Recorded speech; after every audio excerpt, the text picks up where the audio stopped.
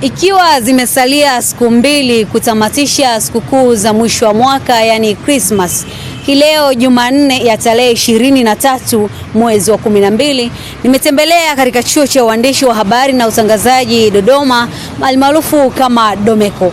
Hiki ni chuo ambacho kinatoa kozi za uandishi wa habari na utangazaji. Hii leo wameweza kufanya kipindi cha redio, kipindi cha asubuhi kikiitwa Morning Wave na kipindi cha pili kikiitwa Sports Grada. Tukianza na kipindi cha asubuhi cha Morning Wave, hiki ni kipindi ambacho kimebeba maudhui mbalimbali ikiwemo uchambuzi wa kina wa magazeti, uchambuzi wa mada na utabiri wa hali ya hewa. Tukianza na producer wa kipindi hichi, kwa maoni yangu ambavyo nimeweza kukifuatilia na kukisikiliza, producer ameweza kufeli kwa kiasi kikubwa sana kutokana na namna ambavyo ameweza kuandaa mada ya kipindi husika. Mada ambayo alikuwa ameweza kuandaa kwa siku ya hivi leo ilikuwa nasema kwamba kwa nini mwezi wa kwanza huwa unakuwa ni mgumu sana kwa watu wengi.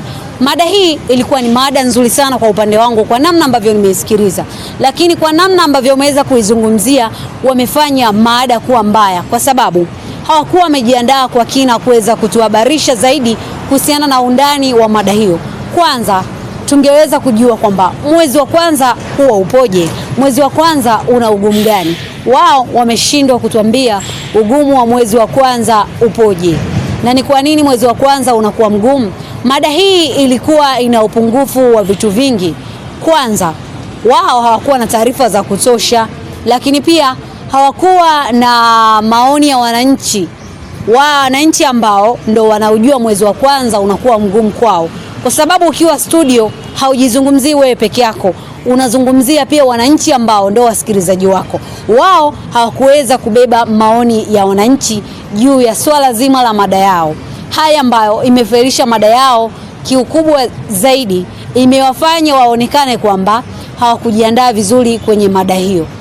Hiki kitu kikubwa zaidi ambacho nimekitazama kwa main host ambaye alikuwa ni Rehema Kalebu, yeye pia ndo miongoni mwa watu ambao wamefanya kipindi kikawa kibaya zaidi. Kama ambavyo tunajua, mtangazaji ama muongoza kipindi ndiye ambaye anaamua kipindi kiwe kizuri ama kiwe kibaya.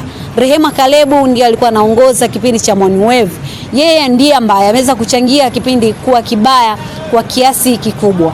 Kwanza, namna ambavyo alikuwa anafungua kipindi, msikilizaji akimsikiliza anatambua kwamba huyu ni mwanafunzi, huyu anajifunza uandishi wa habari na si professional.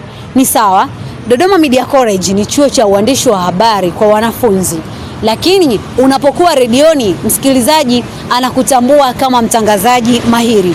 Lakini Rehema Kalebu ili swala ameweza kufeli kwa kiasi kikubwa.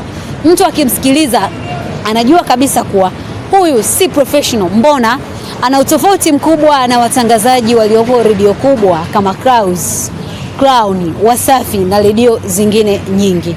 Pili, kitu ambacho ni upungufu kwa Rehema Kalebu, hajiamini. Anapozungumza kitu kana kwamba hana ukweli nacho hicho kitu, kwamba ni kitu cha uongo, hajiamini.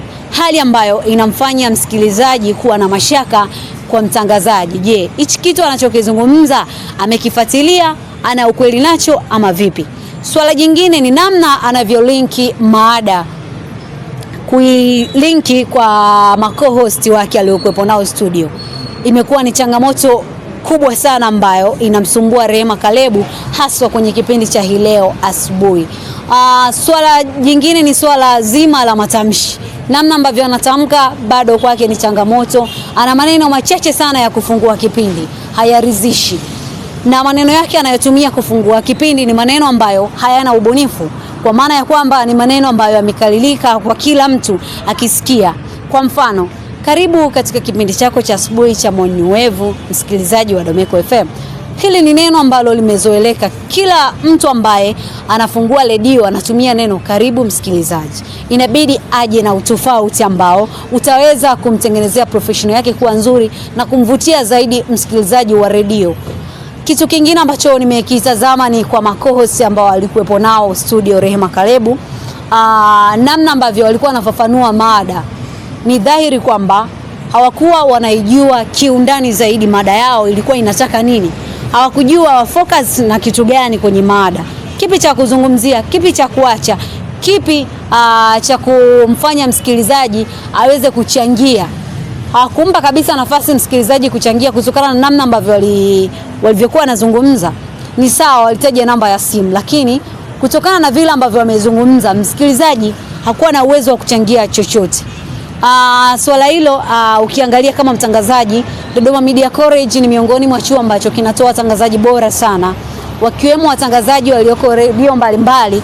Kwa mfano, kizungumzia redio ya Shamba FM ina mtangazaji ambaye anaitwa Shani Nicholas, ni miongoni mwa mwandishi ambaye ametokea katika chuo hichi, ni mwandishi bora, anafanya vizuri. Hivyo waandishi walioko hapa ambao ni wanafunzi wanatakiwa kuiga mfano wa waandishi ambao wako nje waliotokea hapa Dodoma Media College na wengine ambao wanafanya vizuri zaidi. Swala zingine ambalo nimeweza kulizingatia ni msoma utabiri wa hali ya hewa ambaye ni Sitra Ali. Namna ambavyo anasoma, msikilizaji ukiwa unamsikiliza haumuoni, lakini unamsikiliza unajua kabisa huyu mtangazaji ni anasoma sehemu fulani. Hichi kitu anachotuambia anakisoma sehemu fulani.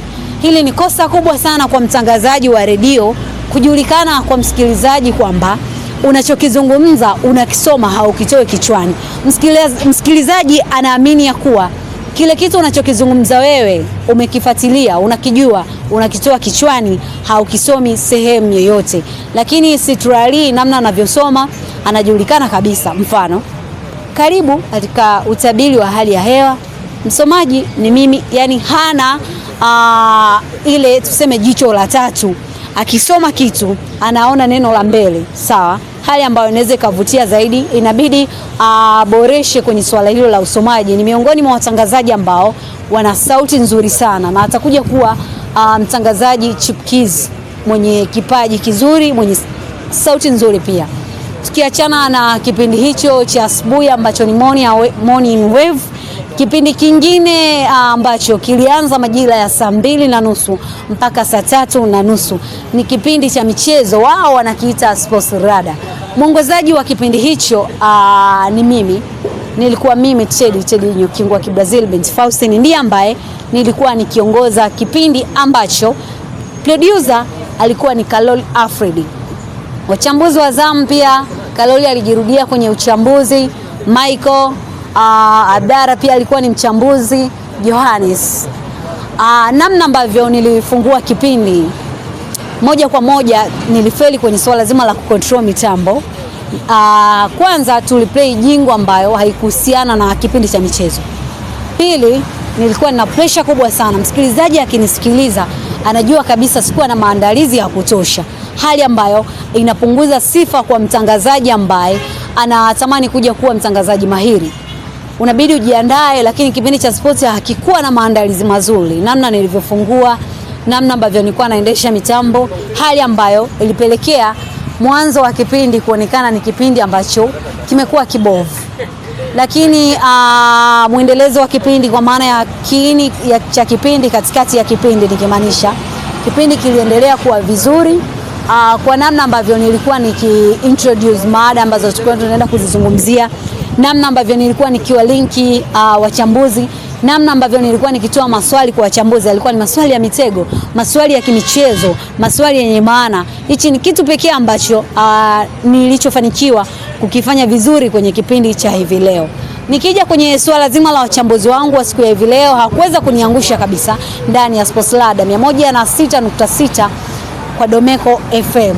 Tukianza kwa mchambuzi Carol Alfred, ni miongoni mwa wachambuzi ambao wanafanya vizuri sana katika chuo hiki cha uandishi wa habari na utangazaji Dodoma Domeko. Amekuwa ni miongoni mwa wachambuzi wenye madini mengi, kwa maana anakuwa amejiandaa kuja kuzungumza studio, amefuatilia kwa kina taarifa zote ambazo tunaenda kuzizungumzia. Shida kubwa alionayo Carol Alfred ni namna ya uwasilishaji wa maneno. Maneno yanamuwai mdomoni kabla hajaamua kuzungumza, kinakuja kitu kingine. Anashindwa kupangilia, nianze na kipi, nifuate kipi. Hii kwake bado ni changamoto, lakini Carol Alfred akiweza kuboresha kipindi hicho atakuwa mtangazaji mahiri sana. Mchambuzi mwingine ni Michael. Ni miongoni mwa wachambuzi wanaofanya vizuri, lakini Michael ana changamoto ya kutokujiamini. hatoi sauti na anajiingiza sana kwenye story, hali ambayo inapunguza sifa kwa mchambuzi wa michezo. Kwa nini ujiingize kwenye story wakati wewe jamii haitaki ijue wewe ni timu gani? Inabidi uizungumzie kila timu ipasavyo, si kujiingiza kwenye mada husika. Lakini pia mchambuzi mwingine ni Johannes. Huyu kwanza ni miongoni mwa wachambuzi ambao unaweza kusema wana kiwango kizuri, na ndio kwanza nimeweza kumfuatilia. Ni mwanafunzi wa mwaka wa kwanza kwa maana ya forani, lakini anajiamini, ana uwezo wa kutumia maiki vizuri, anazungumza, lakini bado anabidi afuatilie michezo kwa kina ili aweze kuwa anatoa madini, kwa sababu anaonekana ni kama ameishiwa cha kuongea wakati akiwa anazungumza. Anatakiwa na ufuatiliaji wa hali ya juu. Vile vile kwa Abdara ana madini mazuri. Ni miongoni mwa wachambuzi wanaofanya vizuri, ikiwa ni wachambuzi wa mwaka wa kwanza, lakini bado Dodoma Media College kitabaki kuwa chuo bora kwa sababu kinafua watangazaji. Mwanafunzi wa chuo cha uandishi wa habari ni mtangazaji ambaye yuko mwaka wa kwanza, lakini ana uwezo wa kukaa kwenye redio akazungumza na akasikilizwa kwa undani zaidi na akazungumza maneno yenye maana. Hichi ndo kitu pekee ambacho unaweza ukakisifu chuo cha uandishi wa habari na utangazaji Dodoma Domeko kulingana na wakufunzi walionao. Na nikiripoti kutoka hapa katika chuo hiki cha uandishi wa habari na utangazaji Dodoma Domeko, ikiwa nimeweza kukuelezea zaidi juu ya vipindi ambavyo vimeweza kuendelea siku ya hivi leo Jumanne. Kipindi cha kwanza kilikuwa ni Morning Wave ambacho ni kipindi cha asubuhi, na kipindi cha mwisho kilikuwa ni kipindi cha Sports Rada ambacho kimebeba maudhui ya michezo mbalimbali. Mimi ni Chedi Faustin, Domeko TV.